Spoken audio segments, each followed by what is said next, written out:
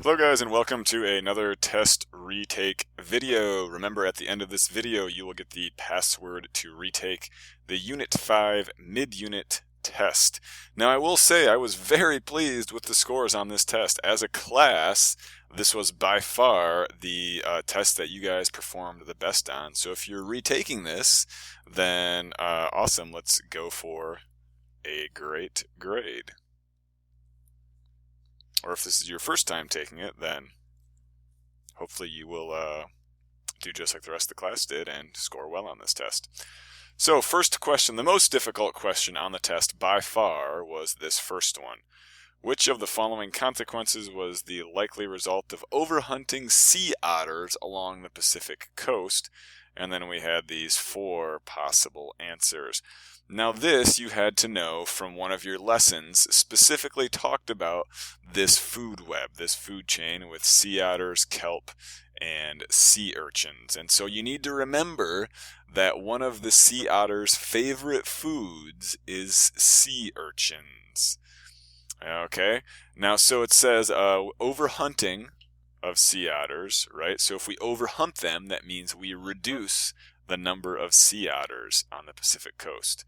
And since sea otters love to eat sea urchins, if we reduce the number of sea otters, means they're not eating as many sea urchins, so the sea urchin population will increase.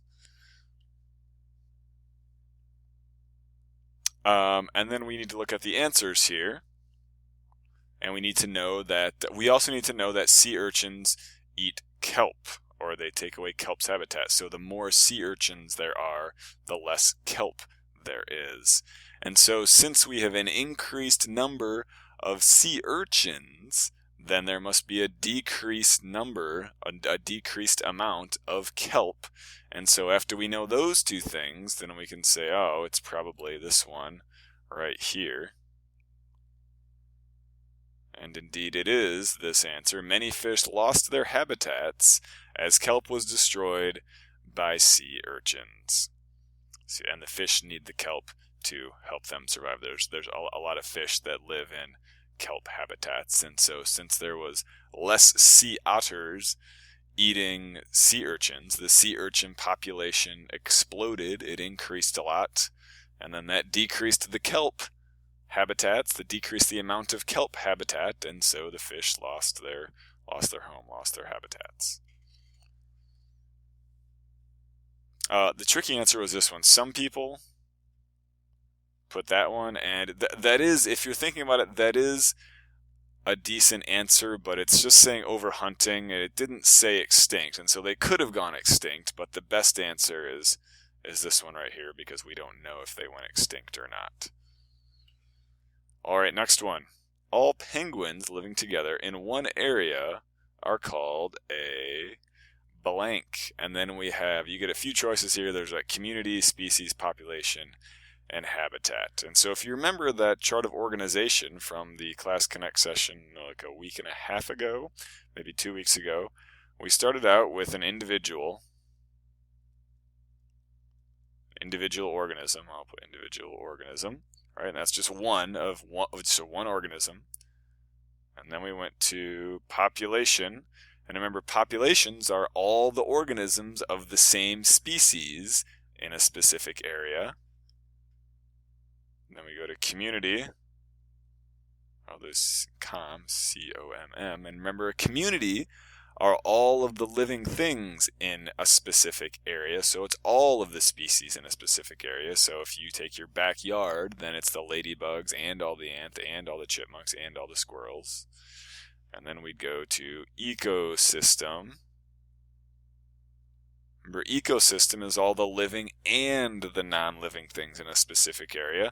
So if it's your backyard, not only is it the community of your backyard, it's all the living things, it's also all the non-living things like the air and the soil and all that stuff, and the rocks. And then we go to biome, would be the biome, and then biosphere. So remember, population, if it was your backyard, you could have a population of squirrels or a population of ladybugs. It's all of the individuals of a specific species in one area. And so knowing that, I think it's easy to see now that all penguins living together in one area are called a population, right? Because they're all, and we're assuming there are different species of penguins, yes, but we're assuming all of the same species of penguins. So all penguins living together in an area would be called a population. Okay, next one. Which of the following is an ecosystem? Is an example of an ecosystem. And we have these 4 choices right here. A desert, including abiotic and biotic factors, a community, the wood, just the wood of a rotting log, or a population of fish. And I think it becomes pretty clear now, after that last question where we just went over all these, that it would be the entire desert, including abiotic and biotic factors. Remember, that's what defines an ecosystem. So the abiotic and biotic factors. Abiotic, remember, means non-living.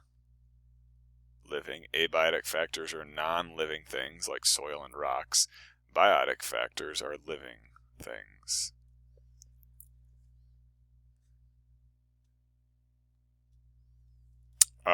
Some people picked a community of organisms within a desert, and remember, community is just the living things. A community is just all of the living things. An ecosystem is the living and non-living things. So the abiotic and biotic factors.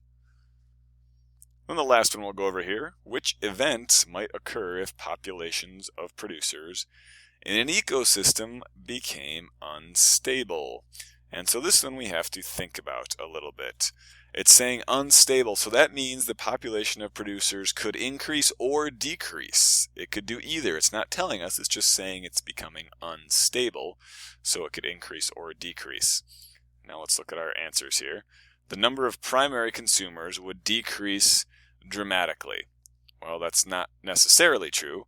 If we decreased the number of producers, then yes, the primary consumers might decrease dramatically. Remember, primary consumers are the consumers that eat plants, so herbivores basically.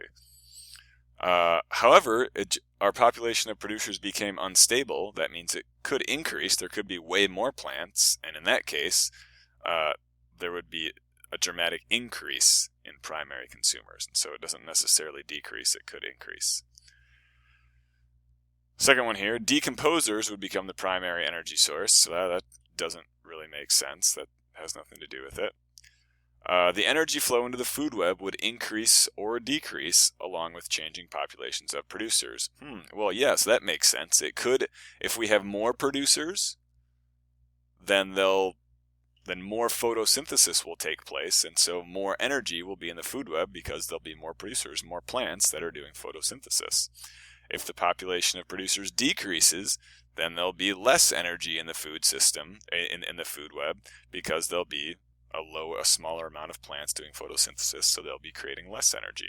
So it could be this one. Let's read the last one to make sure. The direction of energy in the food web would change directions and flow towards the producers. That does not happen. Remember, food web, the flow always goes from, this is the sun, to producers, to consumers, right? It always starts with the sun, energy flows to the producers, flows this way to the consumers, and then ... then there's the secondary consumers and the tertiary consumers, and then we have decomposers and stuff. But it's always flowing. The direction of energy will never switch to flow towards the producers. Until the answer is right here. Alright guys, kind of a shorter video this time because everyone did so well on the test. No one had any major problems with most of the questions. So good luck on the test. And remember to write down the password at the end.